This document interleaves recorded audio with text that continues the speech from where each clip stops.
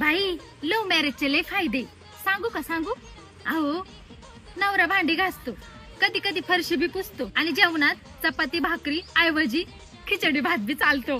आणि किती बी वेळ झोप काढता येते, लवकर उठायचं काही टेन्शन नाही. आणि टिफिन बनवून द्यायचं पण वाचते, गेला ते गेला उपाशी. आणि वाढावं बोललं तरी काही नाही, उलट फिरून बी बोलता येते. आणि आवाजावं बोलायचं तर टेन्शनच नाही. आहोन काहोन घ्यावून धावो कशाला बोलायचं, अरे तू काही बोलता येतं.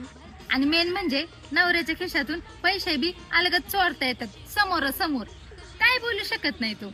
आणि कंटाळा आला ना, ए पिल्लू ए बाबू बाहेरचं जेवण मागव ना, बाहेरचं जेवण पण मागवता येते. आणि कधी जीन्स घाला, कधी वन पीस घाला, जीन्स टॉप काही चालते. साडी घालायचं तर काही टेन्शनच नाही राहत. म्हणूनच सांगते लव्ह मॅरेज केलेले ना थोडस रिस्की असते पण बरं असते. जाते मी.